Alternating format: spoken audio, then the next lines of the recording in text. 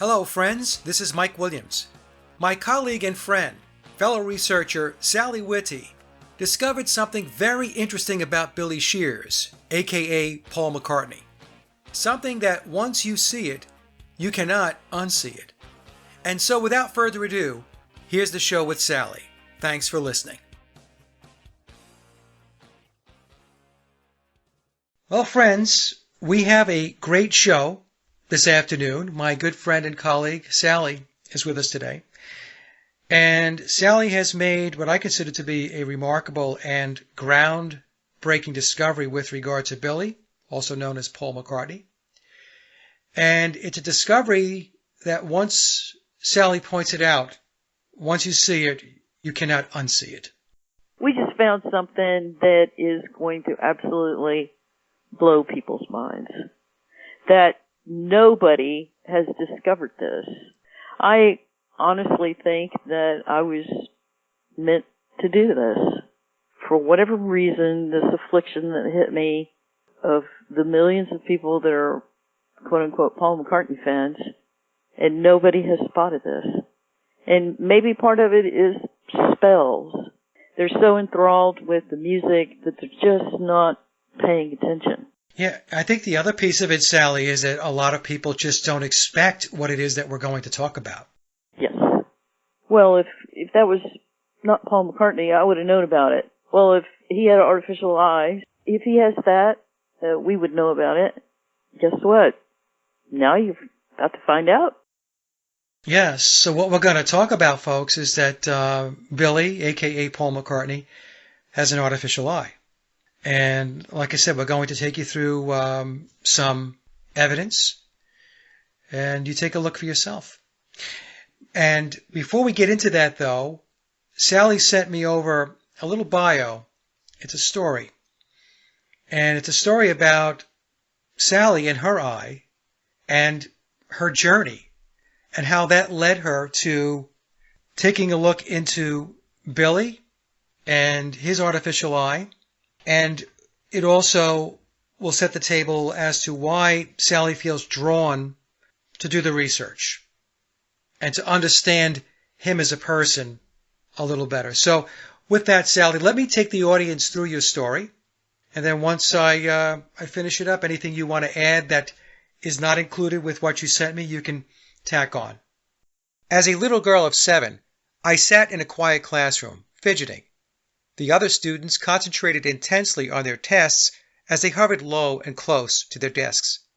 This was my first day back in a classroom in a long time, and therefore exempt from the testing. After a traumatic surgery and extended recovery time at home, school seemed a welcome break from the constant doctor visits and prosthetic and rehab appointments. My new eye was strange. I couldn't stop touching it until the unforeseeable happened. It fell out, right upon my open book. It lay there staring at me. Quickly, I snatched it up and looked around the room. All heads were still down. I opened my hand, looked down at my eye, and to my horror, realized not one adult had taught me how to put the imposter back in. After a few fumbling attempts, I stood ever so quietly and silently and made my way to the teacher's desk. I waited for her to notice. She was grading papers and half-heartedly glanced up at me and then went back to her grading. I watched her freeze as the processing of what she had just witnessed took hold. She put both hands across her mouth and she let out a small muffle, then pointed to the door. In the hallway, down the hall, I began to cry. I made her scream. In the bathroom with tears streaming, I couldn't figure out my reflection in the mirror, the socket, and my dexterity while I was sobbing. After what seemed hours, my teacher walked in crying as well. 4 shaking hands dropped the eye time after time, leading to nervous laughter, until we managed to get it back in. We were so happy, we hugged with happy tears. I felt empowered. I had mastered a milestone in my life, the one with the removable eye. I felt as if my fellow students sensed it too. For the rest of the day, the students parted ways to let me pass. In the cafeteria, they kept their distance. It was when I got home and looked in the mirror that I understood the students' reaction. We had put my eye in upside down. I've told that story dozens of times, and it always makes people wince, then laugh. Just as in the hospital, when I made the medical staff laugh and tried to make them feel better when they worked with me. If you make a person laugh, a bond forms, and they become more empathetic and gentler with a needle. When I was 11, I was on my way to another ocularist appointment. For those who don't know, it is the occupation of making artificial eyes. It's an art associated with Freemasons, when their beliefs and traditions were persecuted. They went low and virtually out of sight, save for the eye they hung out of their businesses to alert their brethren of their presence. As my mother drove, it began to snow. It reminded me of a dream I had the night before. In the dream, I found my sweet horse dead under a pile of snow. I told my mom about the dream as we headed toward our appointment. When we made it home, I rushed to check on my horse. My jet pony was dead under a pile of snow. I felt responsible. I was angry. I wanted to remove my eye and crash it against the nearest tree. If I hadn't had to make another one of those visits, maybe I could have saved my horse. Jet was one of the twin horses. The breeder kept his twin, which was a beautiful paint. My Jet was an Appaloosa that seemed to change colors with the seasons. On the other side of the world, a man, quote, born under the astrological sign of Gemini, the twins, wrote a song about his children's pony by the name of Jet. He rode his horse on the farm with his lovely wife and their Appaloosas. He rides an Appaloosa to this day. Years later, I had children of my own. I still remember where I was and what I was doing when I heard the sad news that the man's wife had died. My 3 sweet children and I bowed our heads and prayed for the man's broken heart. Several years ago, I happened upon a book that, after reading it, changed my entire perspective on reality and how we choose to perceive it. The Memoirs of Billy Shears brutally changed the truth of perhaps every narrative known to me. The first time I read the book, it frightened me enough to sleep with the lights on. The third time I spoke of it in Mike Williams' roundtable discussion, I wept when mentioning the chapter on landmines. I couldn't get through it, so Mike had to move to another guest. In a future presentation, Mike and I will discuss the gematria code contained within Memoirs concerning the truths of mythology and how it pertains to William. But first, we will show the broken side of William and how he and I share that affliction. The Eye of Ra, the right eye, represents the sun, or the male. The Eye of Horus, which is the left eye, represents the moon, or the feminine. William's right eye was taken, and he could only see with his left. My left eye was taken, and I see with my right. To borrow a reconstructed phrase from Neil Diamond, he is the sun, I am the moon, play me. I can only conclude that to resist the attraction and pull I have towards this man would be futile. Astrologically, it's written in the stars. The man I speak of was born William Shepherd. You know him as Sir Paul McCartney.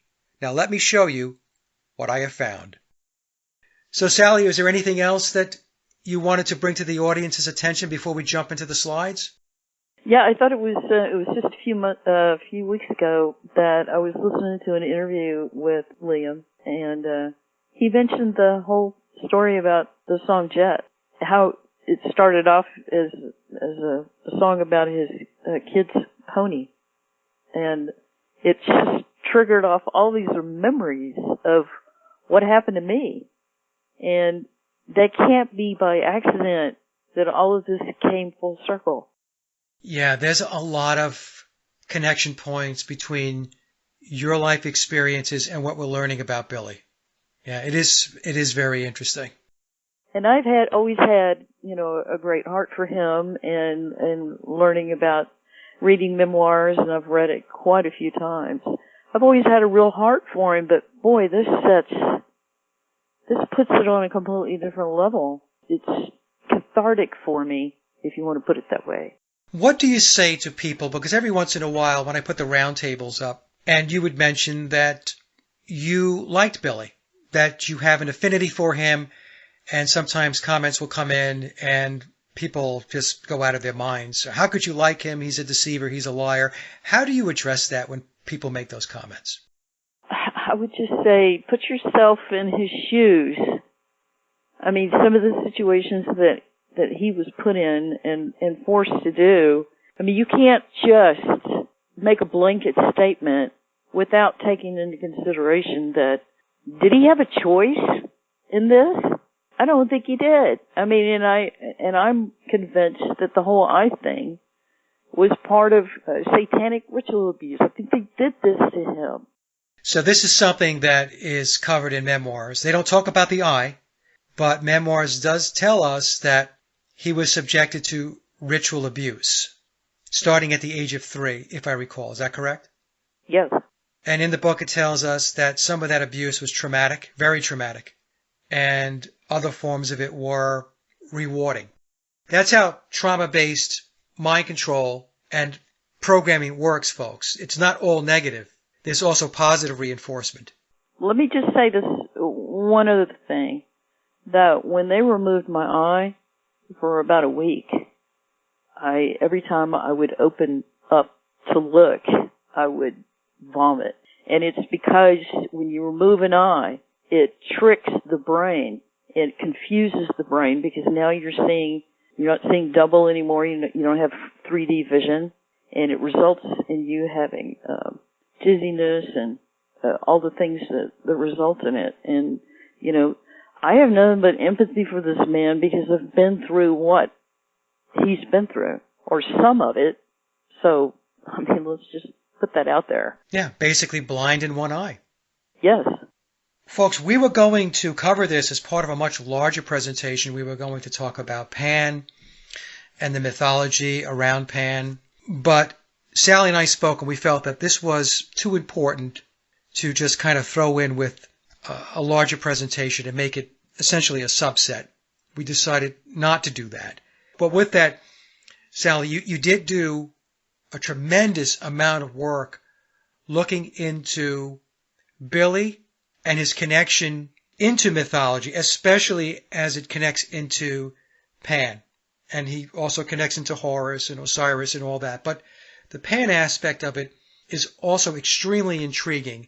We're not going to get into that, folks, in this presentation, but what we do want to do is show you a couple of connection points so that we can whet your appetite. Sallie, let's move to the slide where you have 2 images, one of Billy from Driving Rain and another image on the right of Pan.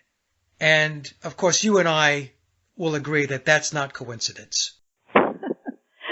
Yeah, when I first started going into studying about Pan, and that was all because of Crowley, and Crowley, even at his funeral, had a poem written to Pan. I started looking into it, and there was some things that were descriptions of Pan that I went, well, that sounds a lot like Bill. Yeah. And then I came across the picture of Pan jumping over the fence. And I went, that reminds me of something. What is it? And then I went and looked and found the Driving Rain. And it was like, there's no way this is a coincidence. So I knew I was on the right path. I knew I was headed in the right direction with what I was looking into. Right. And we're going to get more into this. And the one thing, Sallie, I know you know this, as we go through this research, and we've been doing it for a long time now, the connection into mythology is undeniable, which tells us that the cultic elite, the controllers, the Illuminati, whatever label you want to give them, this is their belief system. This is their philosophy. This is their ideology. This is essentially their religion. That's how I kind of look at it. Absolutely. And this all goes back to when Christianity finally took hold. One of the things that Christians were always professing is that Pan is dead. In other words, they were signaling that all of the old gods are dead. And this new god, and I heard an expression a few weeks ago that said, when you kill off the old gods, then the new religion considers the old gods devils. And so you take that into consideration is that when Christianity took hold, one of the things that they did was kill anybody. They tortured them. They killed them. Anybody that wasn't going to embrace their new god, they would torture them and kill them. I mean, and they turned the old gods into devils. Yeah, and they built their houses of worship, well, the Roman Church did, on top of the old pagan religious sites. And that was a way of showing conquest, Yes. that they prevailed. So out with the old, in with the new. And so in 1962, in Memoirs, the pagan religion shot back and declared war on Christianity. And those of us who are just sitting there watching this war take place, 99% of the people, it goes right over their heads. They're not understanding that so many corporations, or they have the names of old gods. Those of us are just kind of sitting back watching this take place. That's exactly what's going on. I heard you talking the other day about the war that's going on in the heavens. Right. There is stuff going on, and most of the people are just not paying attention. Yeah, the other point I want to make too, Sally, is because people jump to conclusions many times, and they'll say, because we're talking about this, we are pro-pagan, anti-Christian. And I just want to make it clear to everybody that we're doing research, and we're trying to understand what the puts and takes are, what's going down. That's what we're doing. So I just want to make sure that's clear. So when we talk about this stuff, we're talking about what the controllers are doing and how they're doing it. So try to keep from having a knee-jerk reaction and going at either myself or Sally about what it is that we believe or what we support or what we agree with or don't agree with, because that is not what this is about. I just want to make that clear. So we're looking at the slide, Driving Rain and Pan, and again, that is not coincidence. So Billy is telling us that he's tied back to Pan, he's tied back to Dionysus, he's tied back to Horus.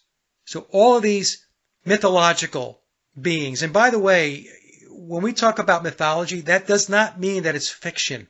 That's another thing, that's another trap that a lot of people fall into. Because they hear the word mythology, they believe it couldn't possibly have happened. That it was a myth. Right.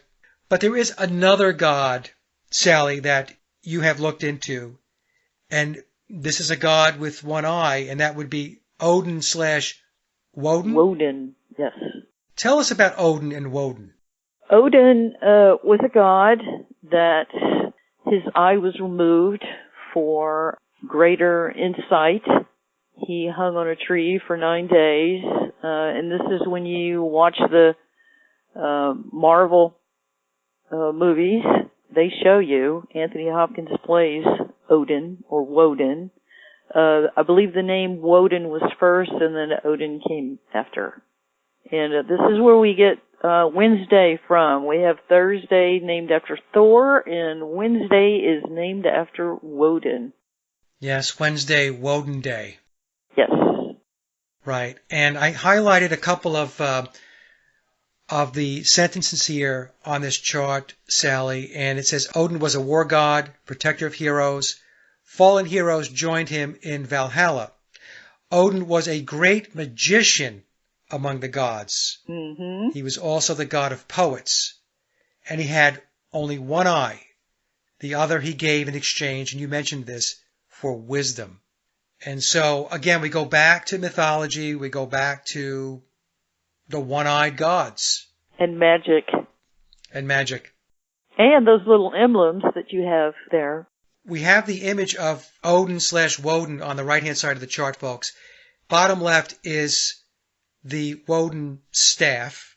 And if we take a look at the Epiphone logo, the Epiphone guitars, that looks a lot like the staff. And we're going to see a clip later on where Billy is playing an Epiphone guitar, and there's a lot more going on in that clip, and Sally will take us through it. But what's happening is all of these little clues are interwoven into the songs, into the videos. Most people don't see it because they don't understand it. They don't know what they're looking for. But again, once it's pointed out and once you see it, you can't unsee it. So as soon as, Sally, you showed me the Woden staff, I said, well, that's the Epiphone logo that they put on many of their pick guards. Many companies, especially those in the corporate matrix, they're constantly bringing in the mythological and occulted symbols. Absolutely. Right? So that's another example, Epiphone. Now let's get into Billy's eye, and we're going to start with a chart that's titled Ocular prosthesis. And this is sourced from Wikipedia. So what I'm going to do, Sally, let me read this and then you can tack on to the narrative here. An ocular prosthesis, artificial eye or glass eye, is a type of craniofacial prosthesis that replaces an absent natural eye. The prosthesis fits over an orbital implant and under the eyelids.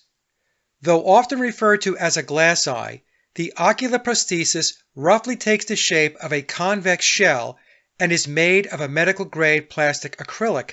A few ocular prostheses today are made of cryolite glass. A variant of the ocular prosthesis is a very thin, hard shell which can be worn over a damaged or eviscerated eye. Makers of ocular prosthetics are known as ocularists. An ocular prosthesis does not provide vision. Someone with an ocular prosthesis is altogether blind on the affected side and has one-sided vision. And so that's what we're talking about with Billy, correct, Sally? Yes, absolutely. There could be some type of, they could have left something in there and they just damaged the eye so that they could fit something on top of it. But they definitely took his vision away. Okay. And they have worked really, really hard to disguise this. If you think about it, the gig would have been up pretty quick if somebody had figured it out because Paul, the real Paul, did not have this situation. And Horus, being persona that he has taken over, is a one-eyed god. Right. Well, it's the Eye of Ra, the Eye of Horus. That's where we're going with this, right? Absolutely. So, and it will make some sense, folks, in a moment.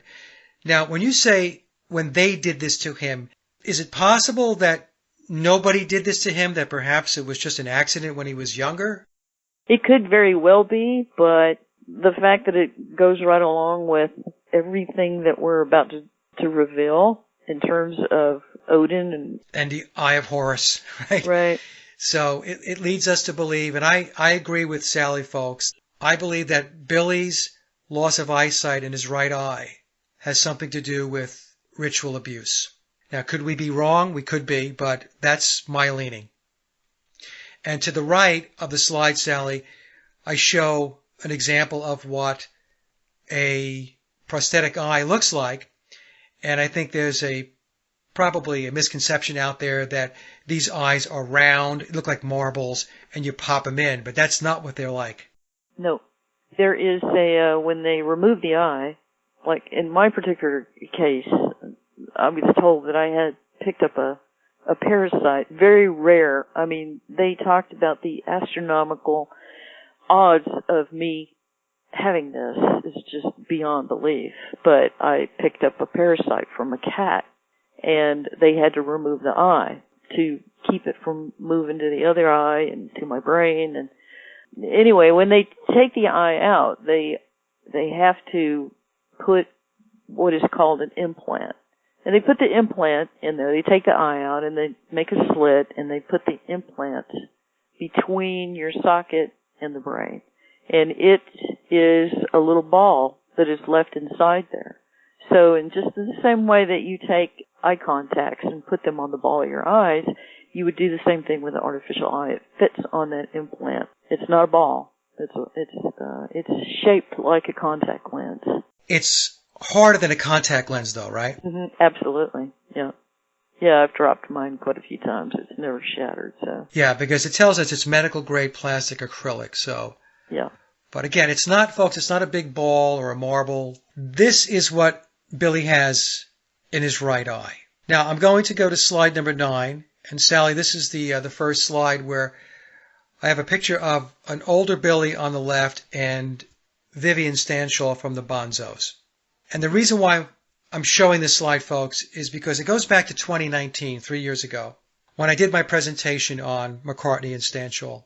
And this was one of the slides that I had in the presentation because I looked at this and I said, this is the same person. The guy on the left just happens to be older. But one of the things that I called out in that presentation was I thought that Billy had a wandering left eye. In other words, it kind of drifted a little bit. And so if we look at this image, you can see in both images, Billy on the left and Stanshall on the right, we take a look at the left eye, which is the eye that would be on your right as you're looking at the computer monitor, we can see it drifts. And so I looked at this as a facial characteristic that allowed me to compare Billy as McCartney and Billy as Stanshall, that he had this eye that drifted.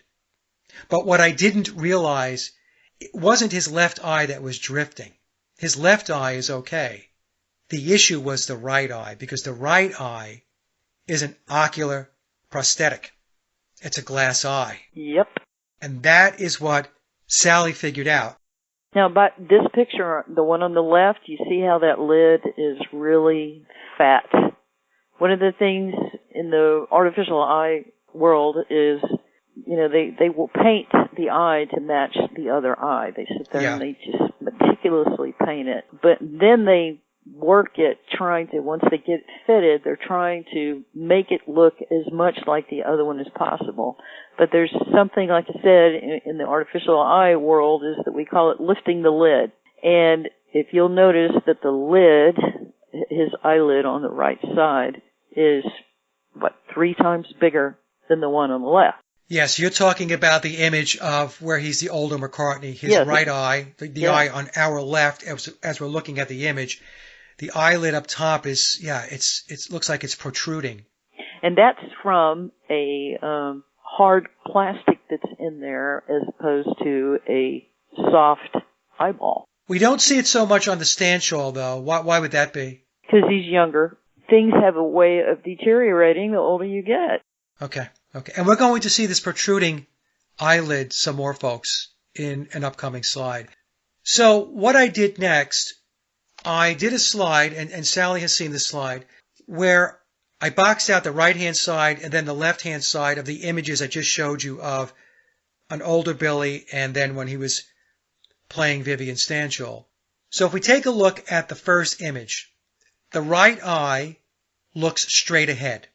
Then when I take that same image and I move the blue box over to the left, and now I'm seeing the left-hand side of his face, we can see that it appears that his left eye is looking to the left.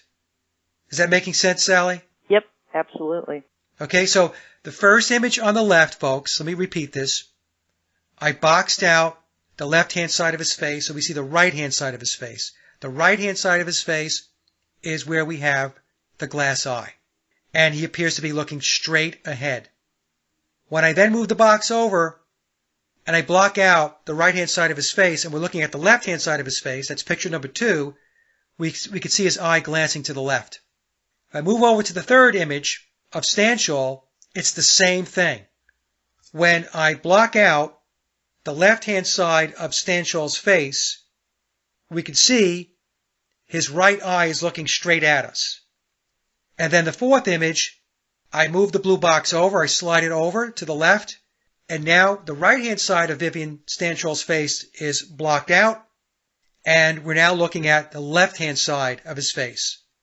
And we can again see that his eye is looking to the left.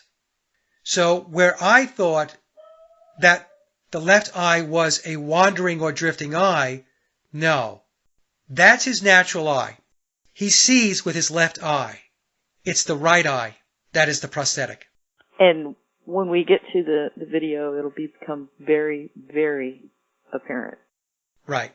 And so this also, folks, becomes evidence that Billy did play Vivian Stanshall of the Bonzos. Because you would have to ask yourself, what are the odds that this would happen? And I would say that those odds are extremely low.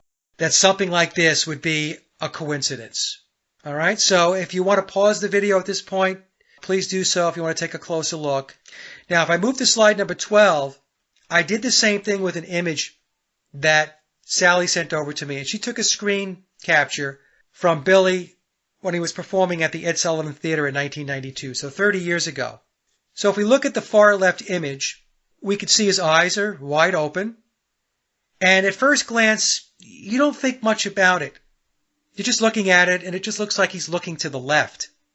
But when I divide up the face, blocked out in image number 2, Billy's left side of his face, which is on our right, and take a look at how his eye is looking again, almost straight ahead.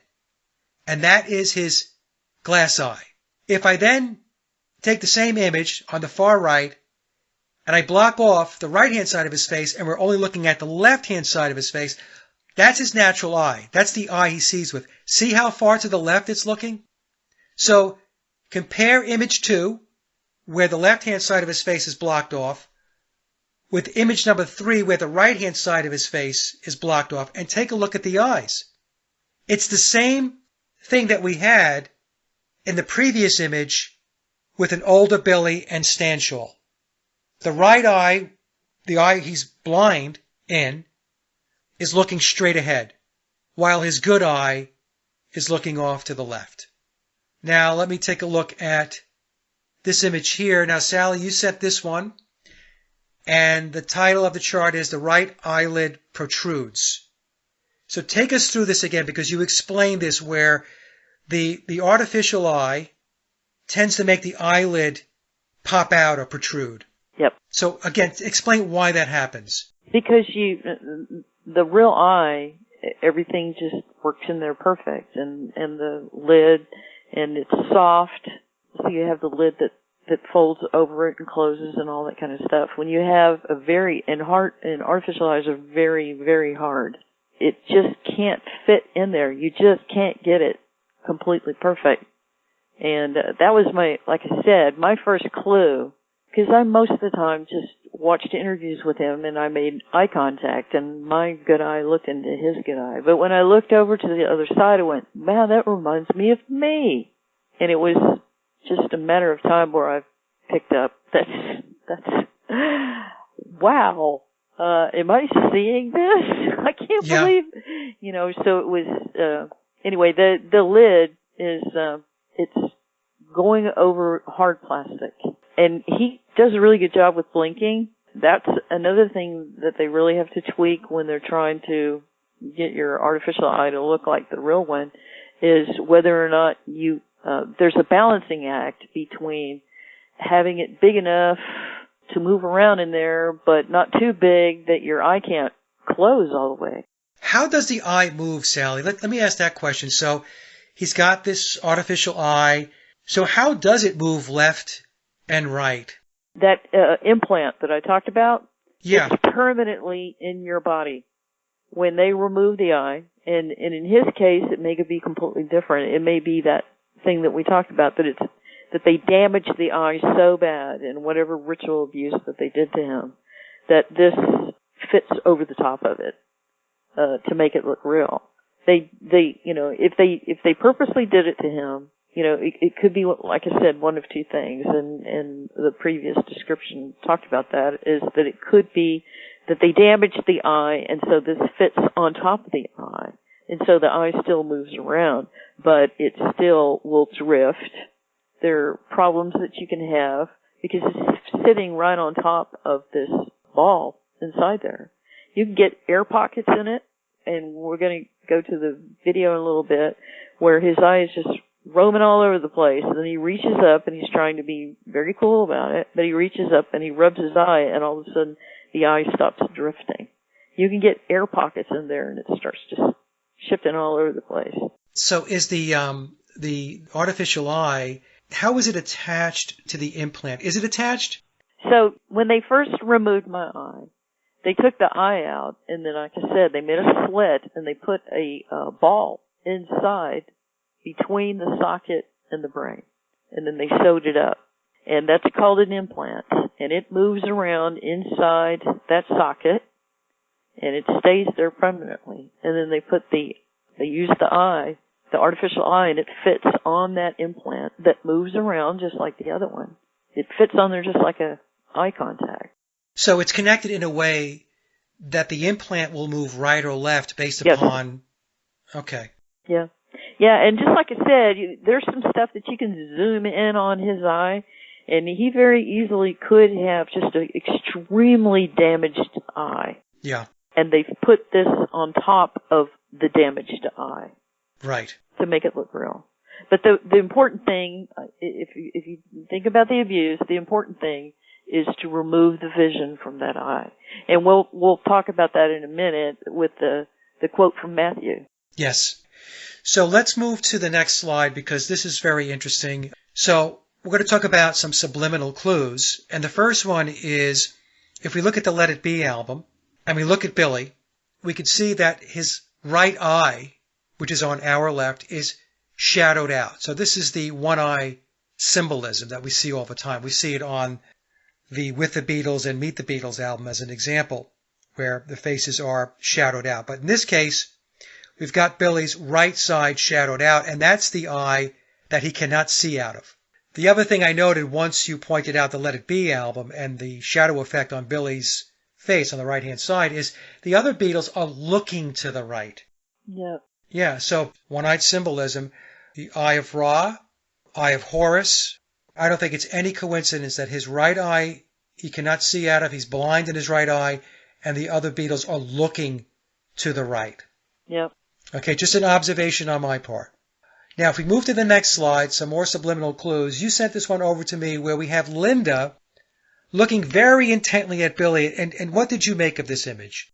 Talking to and my children do this all the time, is that they focus on the eye that can see. They don't make direct eye contact with one eye to another. You will see them looking at my right eye all the time, because that's the one that's seeing them. And this is what she is doing. You look at that picture, that is what she is doing. She is communicating with the left eye that sees. Okay, and what I would like to do is to ask our listeners to get an idea of what this is like. Take your right eye and close it, and then only see with your left eye.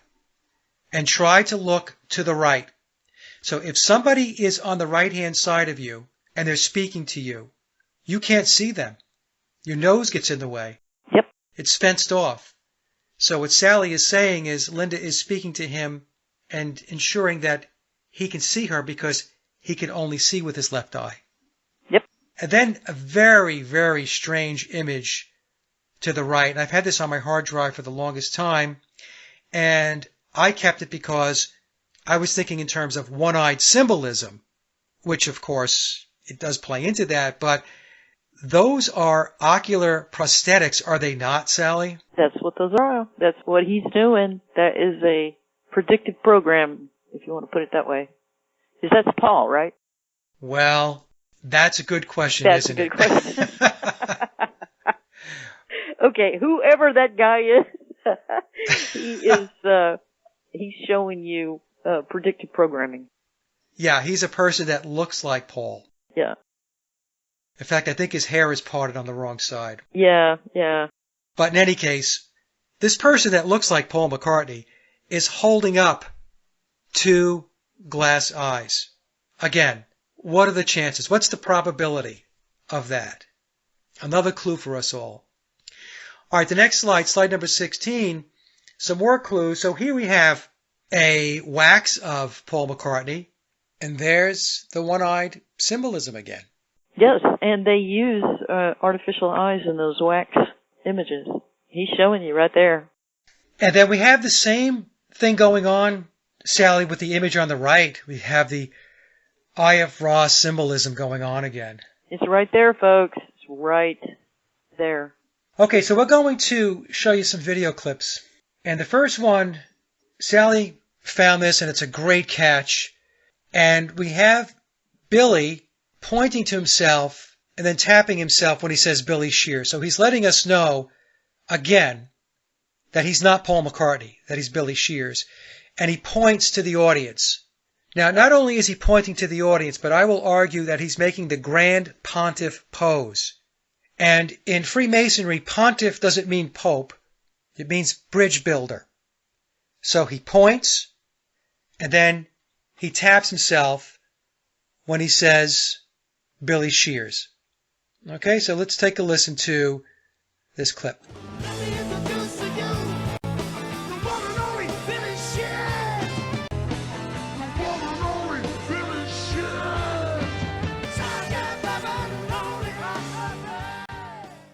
Okay, so that was very interesting, Sally. It was a great catch. You sent that clip over to me. And as we have always said, he's constantly dropping clues and telling people he's not Paul McCartney. Now, the second clip is an interview. I don't know who's interviewing him. You sent this over to me, and this is one where you have a close-up of his eyes, and it becomes obvious that his right eye is kind of floating around a little bit, and at one point he kind of touches his eye, I'm guessing, to kind of reset it and put it back in place. Is that what he's doing? Yeah, like I said, sometimes you get an air pocket in there, and just by pressing on it, the air pocket goes out, and then it adjusts, because it'll free float from that air in there, and he's reaching up. You know, he's been coached how to do this stuff. All right, so let me play that clip now. In fact, what I'm going to do, folks, is turn the volume down on this clip because the volume doesn't really matter. What we want to do is to focus on his eyes and focus on his right eye. And so, Sally, I'm going to start right now at 1, 2, and 3.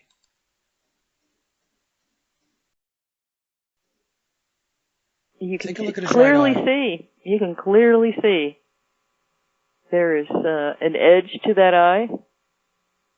It's probably what we talked about, but it's, setting on something else, whether it's an implant or whether it's a real eye.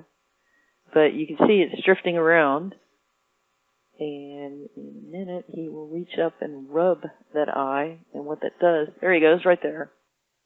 So, Sally, again, what was he doing when he touched his eye? Was he just resetting it? Yeah, you could say that. Sometimes they will get air bubbles underneath there, and when the air bubble gets between the eye and the implant, it will cause the thing to just drift and move around and everything like that. And when a person with an artificial eye is tired, sometimes it won't move as well either. But what he's doing there, when he reaches up and rubs his eye, is that he either set it back down on the implant and probably removed air pocket out of it. And then as soon as he rubs it, you'll notice it starts matching. Okay, I'm going to play it again. So I'm starting at the 15-second mark so that the audience can take another look at it. And we can see the right eye it's drifting.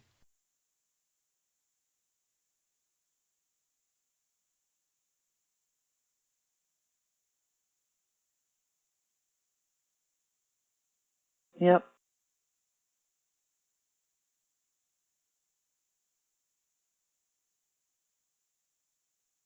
We can really see it at this point here where it basically shoots far right.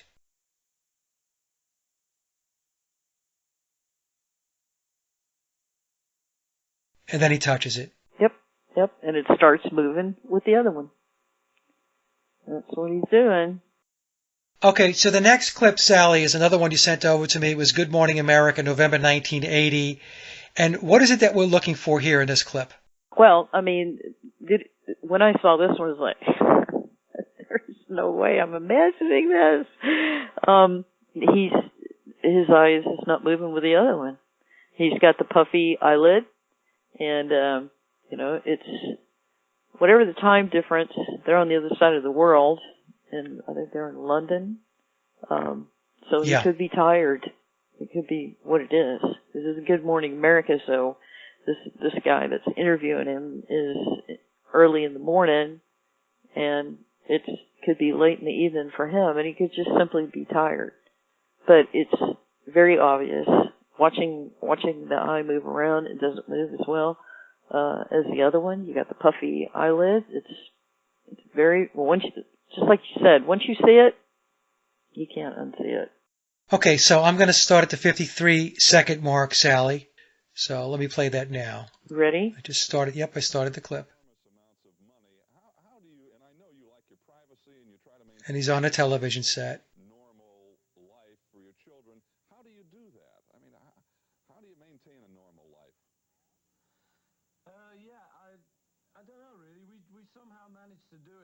Okay, so now they're on him.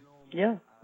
We can see the right eye Look drifting at the right a little eye. bit. It is so different than the left. It's moving off in different directions. The eyelid is much fatter than the real eye. Yep.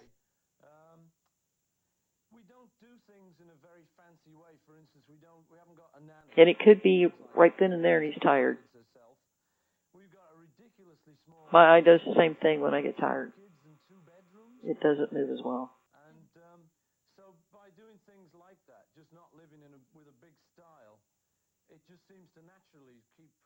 Okay, so now it's the Ed Sullivan Theater, 1992. He's singing My Love. And what are we looking for here? Watch. The left eye is seeing anything, and he is looking up in the audience at people that are in the audience, because after the song, as a matter of fact, you have it on this video where for just a split second as he's looking up in the audience, you'll see him just a tiny bit smile. And after the song is over with, he points out to the person that he was smiling at and said, I saw you cuddling up. That's what he said. So, in other words, it was a romantic song, and whoever it was reached over and probably grabbed his wife and pulled her close or whatever. But anyway, he acknowledged that. But he's looking up in the audience, and watch the left eye. That is the one that is seeing. The other one is just following after it. The reason, if you'll notice that every time he sits at the piano, the microphone stand always comes from the right-hand side. The right-hand side is his blind side. If the microphone stand was on his left side, it would block his vision, because he only sees on that side. So he always has the microphone stand coming from the right-hand side. And in a little bit, we're going to watch video where he has to maneuver around that microphone stand so that he can see the guitar player. It's very, very obvious. Okay, so let me play this. I'm going to start at 1 minute 53 seconds, Sally. Okay, so I'll play that now.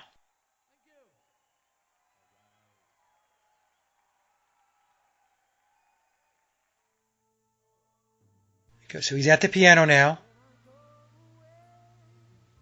And like you said, the microphone is positioned near his right eye, or his right side of his face. The blind side of him. Yep. Now, watch the left eye. Watch how he turns his head to be able to see with his left eye. When he goes, whoa, whoa, whoa, whoa, he always lines his left eye up with the microphone.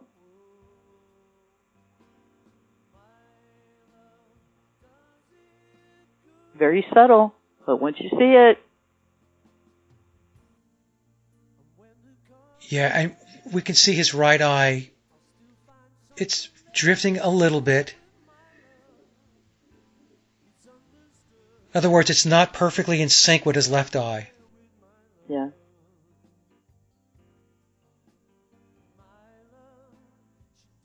But if you watch it a few times, you'll see that left eye is what is seeing.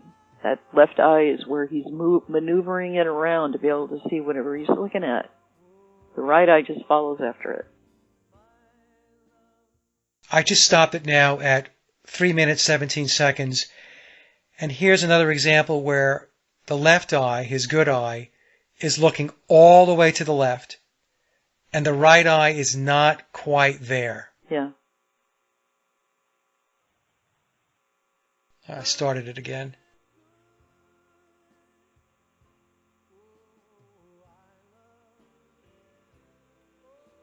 And if you want to look at it from energy, right, or life force, or soul, the eye is the mirror of the soul. All the energy is coming out of that left side, not the right.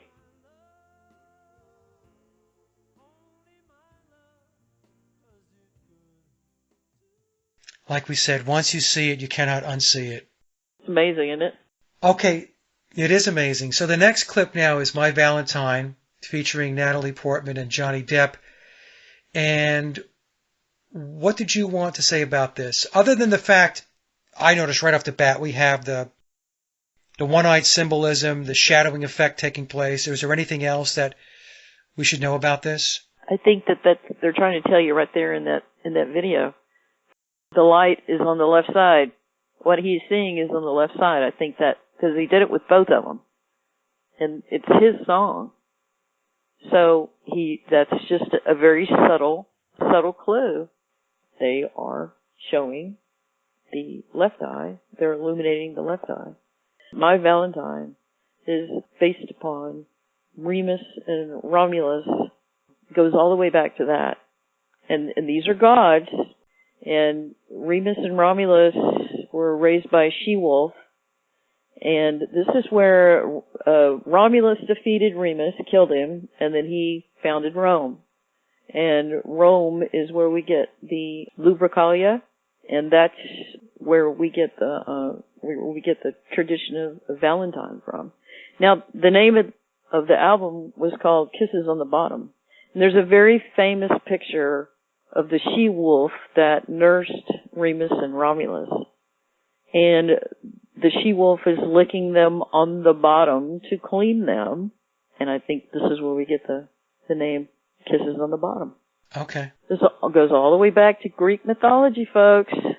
Well, I'm going to play the clip now, so I'm going to start at 3 minutes, 53 seconds. Let's call it 3 minutes, 54 seconds, Sally. Okay, so let me play that now. And again, folks, I'm not going to play the music.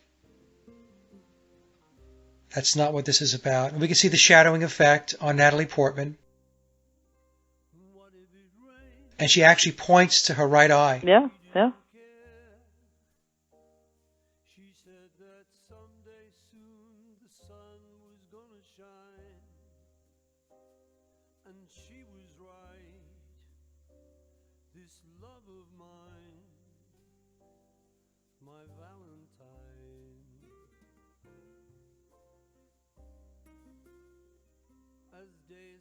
It's still on Natalie Portman. Yeah. And it'll shift over to Johnny Depp soon. And again, folks, notice the shadowing effect on the right eye. This is the same thing we have on the Let It Be album with Billy on the top right of the album cover. Yep. You know, if we were just watching this without everything else that we have found out, then we would just go, well, this is, you know, they're occult shadowing. Yeah. But what we know about William's situation is this is what they're doing. And also, both of them did the Osiris Risen. Yes, they did. Okay, let me just stop it there. So there's a lot going on in that video, as there is with most music videos, but especially videos that Billy puts out. Now, the next one, Sally, is the making of Queenie. And again, we want to take a look at Billy himself. So I'm not going to play any sound, just look at his eyes. There's also a part of the video that I'm going to show you where we see two twins. It's very quick, and I will show it to you, and then I will slow it down. And there's a reason why Billy has twins in the video. And this goes back to Billy and biological Paul. Biological Paul was a Gemini. It's all about the twins. In another video, I explained what the twins mean from an occult perspective. So this is another motif that makes its way into a lot of his work, this whole concept of twins. So, Sally, I'm at 5 minutes, 15 seconds, and Billy's walking into Abbey Road Studios.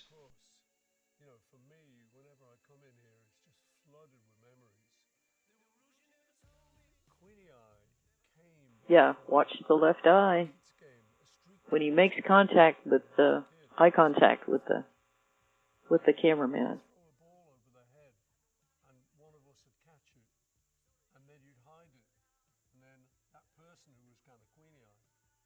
And in memoirs, he mentions he's the queen on the chessboard. Yeah, I just stopped it for a moment there. We could see his right eye. Again, it's very good as far as staying in sync most of the time, but it does have a tendency to lag. Yeah.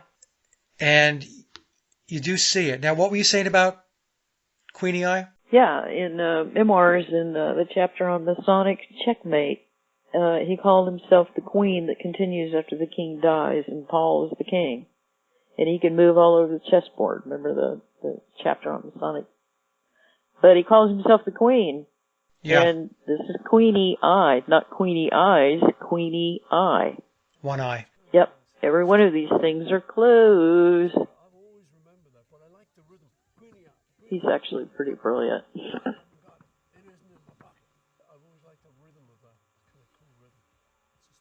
I'm sure he's been trained very well. Oh yeah, yeah, and he's got people, you know, coaching him all the time. He's not doing this by himself. And he's been trained by cameramen. I mean, he's trained cameramen where they need to shoot from any interview, just about any interview you see him in, it's always from the left side. Yep. We're at that scene now with the twins, and they're lying on the floor.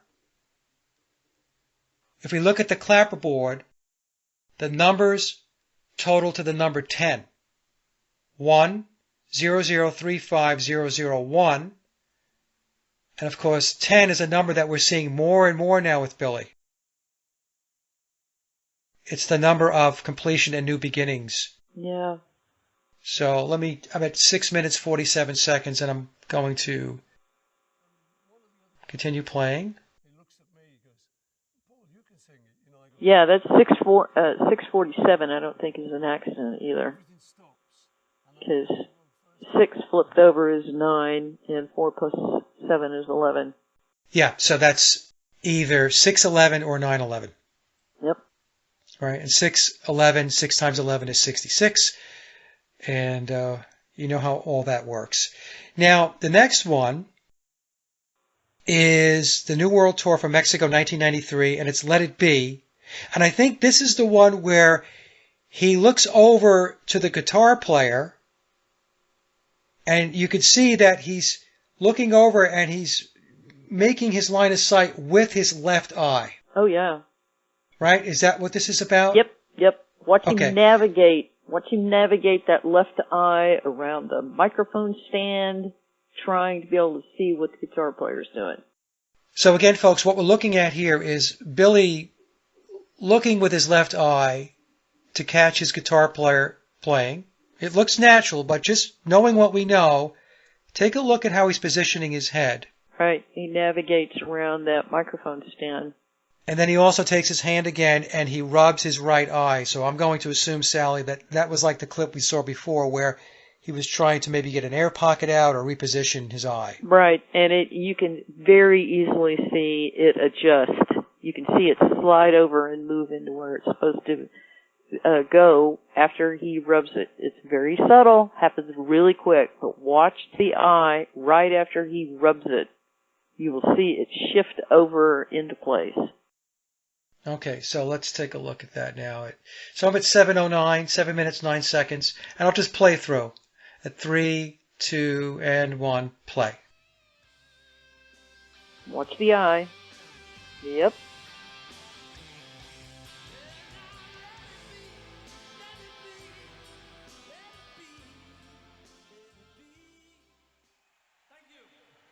Okay, watch the hand go up. Now watch him rub his right eye and watch the eye shift. Yep. Catch it? Yep. Okay, so the next clip is a quick one. It's Spies Like Us from 1985, and in this clip, he covers his left eye. It's a real quick clip, and somebody might say, oh, what's the big deal? He just covered his left eye with his hand. But knowing what we know now, he sees with his left eye, his right eye, he's blind in his right eye. It starts to make some sense. So I'm at 7 minutes, 40 seconds, Sally. I'm right at 7:40, yeah. Okay, so 3, 2, 1, and play. Okay. All this stuff that's going on with Spies Like Us and the stupid thing that Chevy Chase does. And then he covers his eye.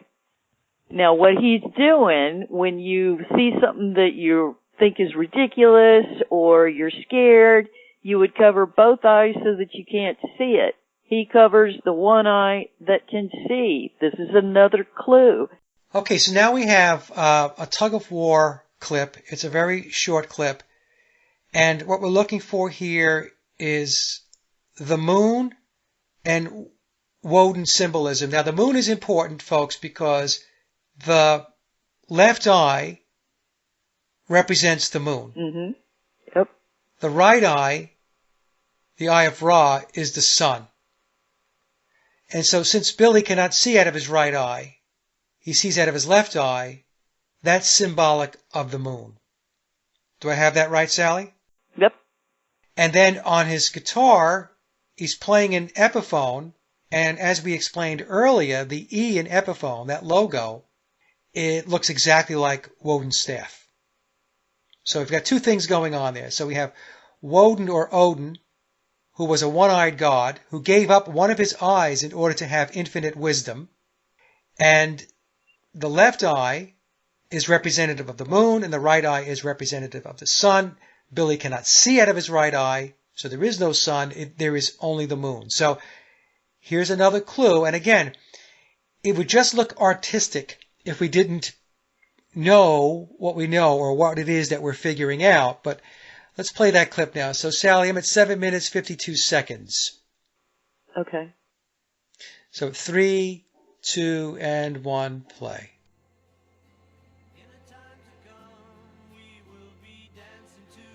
And there's the moon, and there's the Woden sign on his guitar.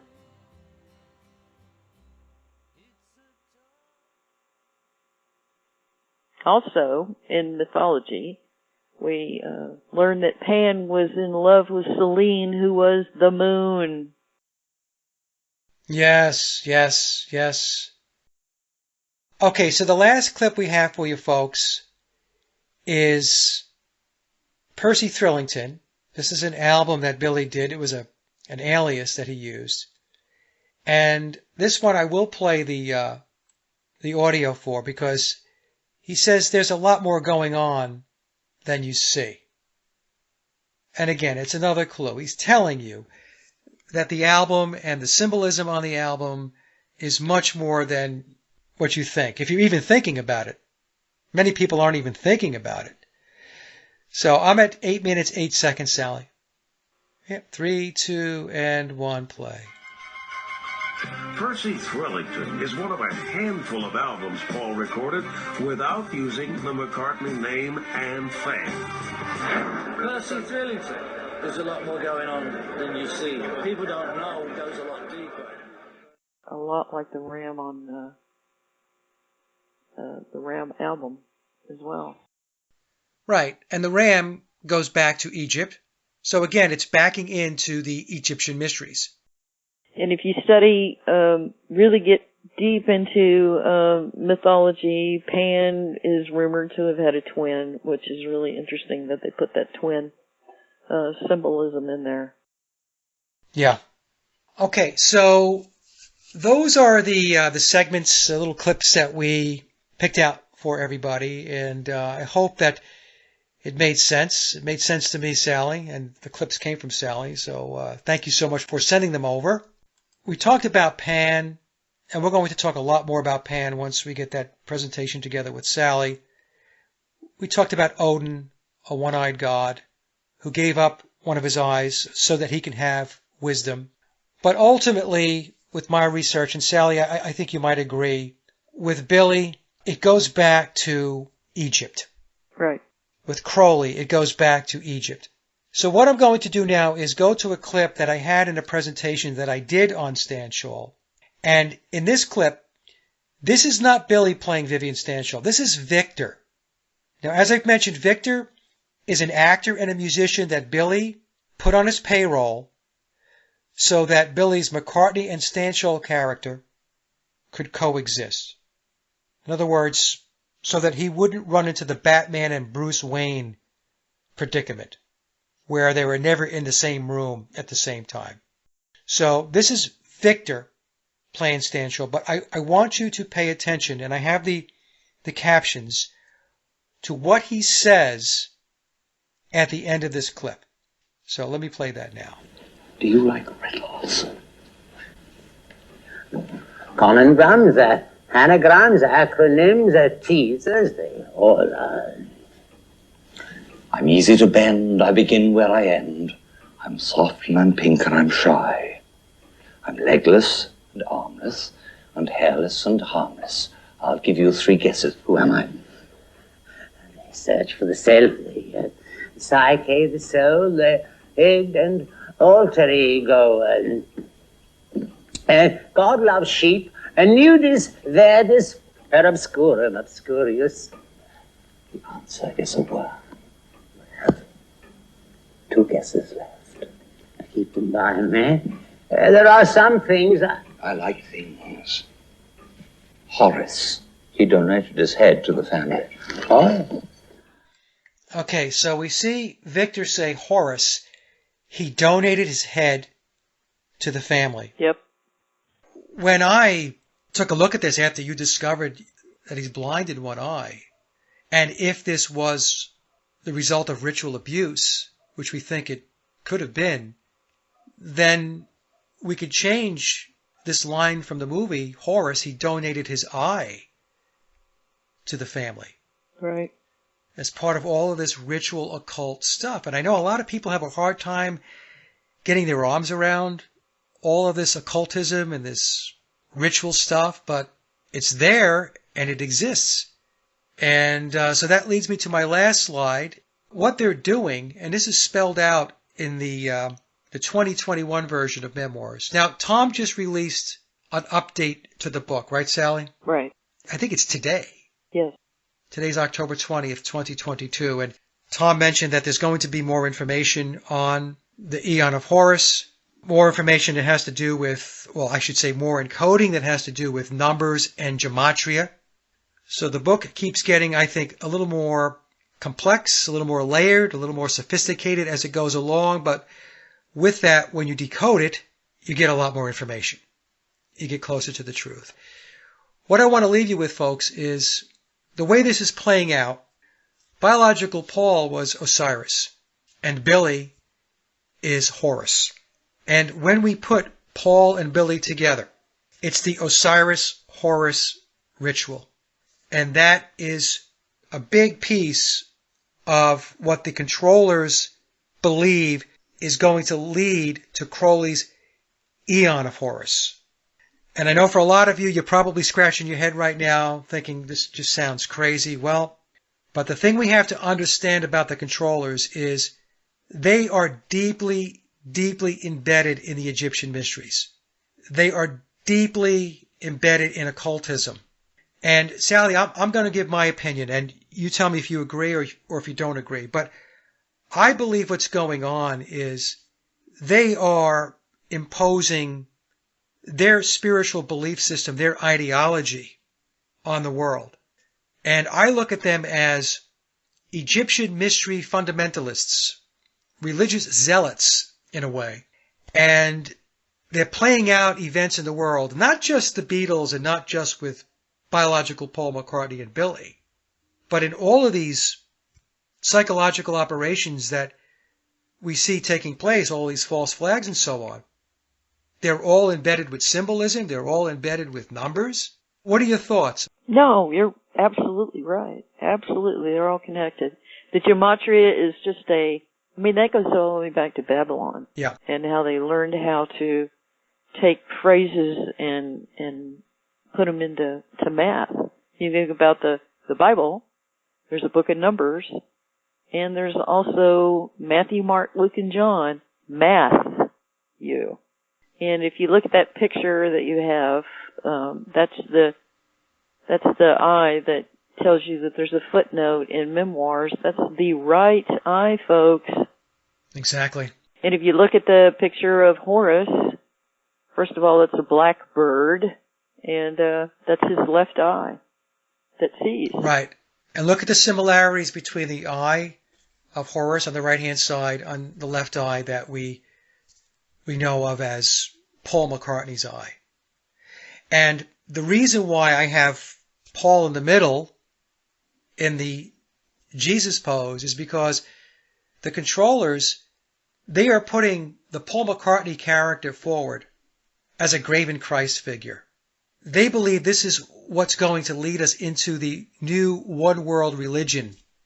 Right. And again, I know it sounds crazy. It sounds crazy to me. Yeah, his sacrifice was the magic that propelled all of this forward. Right. And that's what started the ritual, the ceremony, whatever it is that they call it, going back to Egypt between Osiris and Horus. And so biological Paul McCartney has the Osiris role and Billy has the Horus role. And they are looking to, and they would probably argue and say that they have already succeeded in a big part of making the Beatles and specifically Paul McCartney a messiah type of character. And all we need to do is take a look at all the worship all around the Beatles and Paul McCartney, and you can make a case, I think a strong case, that that's exactly what people are doing. The Beatles and Paul McCartney are gods to people. Right. And the Paulism that he mentions in memoirs, it's based upon Paul. Exactly. It's a Luciferian sect. It's based in the tenets of Thelema. I explained in one show, Sallie, that when people say that Luciferianism doesn't have a holy text or it doesn't have a scriptures, if you will, well, it does actually. It's the book of the law, Crowley's book of the law, and it's the religion of Thelema. That's what I have concluded. I guess we'll conclude with that. I know, folks, it's a little hard to get your head wrapped around, but we will do more work in upcoming presentations to try to make as much sense of it as we possibly can. There's a lot of very, very deep occulted stuff going on, very deep, with the controllers and what's taking place in the world. And the more you understand it, the more you'll have a better understanding of how the world really works. And maybe not accepting it. If you don't know what you're looking at, it's pretty hard to fight against it. That's right. If you don't know their signs and symbols, because that's how they communicate. What's the old saying, right? Signs and symbols rule the world, not words or laws. So many people look at words and laws, but they have no knowledge at all. They're ignorant to the signs and symbols, and that puts you at an immediate disadvantage, a very, very significant disadvantage if you don't start to understand some of this stuff. There's one other thing, though. You also sent Matthew 6:22 over. The light of the body is the eye.